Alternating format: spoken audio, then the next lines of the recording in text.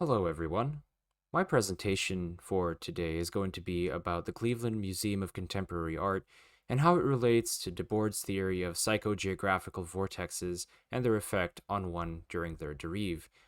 The main memorable point I'm going to be making is that even though the outside of a structure might be repulsive, one can always count on the inside and their morbid curiosity to draw them in the first place. The Museum of Contemporary Art, if you've ever seen it, resembles a lot of the famous evil lairs like Dr. Doofenshmirtz's headquarters, this random museum in Australia that's shaped like a Bond villain lair, and of course, you can see the striking resemblance in our Mocha. Mocha is actually part of my route to SAGES class, so I pass by it every day, and every single time I pass by it, it has never ever become just another landmark.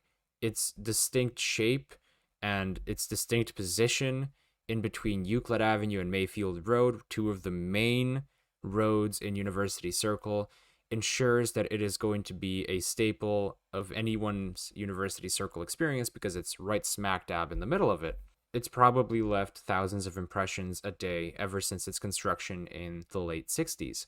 Of course, this pops up the actual question that Debord asked in his theory of the derive in terms of psychogeographical vortexes and how some places relate to other ones. And for that, we're going to need to zoom back out to the rest of the map. Now, of course, this is just one route from A to B, but because this one is goal-oriented and the derive is just leisure-oriented, one can argue that if I were to take a route around campus, just going from landmark to landmark, wherever some places draw me in and some places push me away, the Mocha would push me away with its architectural design, and yet it would attract me based on morbid curiosity.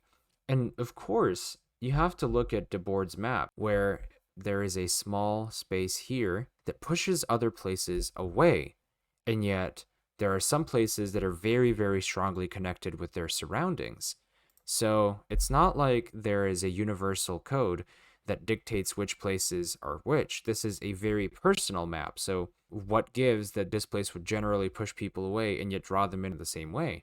So one needs to contrast the two spaces of Mocha, both the inside and the outside, because the outside is created in such a way that it is going to create a lasting impression on whoever walks past it to attract them to see what it is. And then they realize that it's a museum of contemporary art, so they are attracted by the outside and they stay inside for the exhibits, which means that the two spaces, even though they inhabit the same building, are two different experiences. One is designed to draw people in based on repulsiveness, and the other one is supposed to keep them in because it's a museum in a very traditional sense.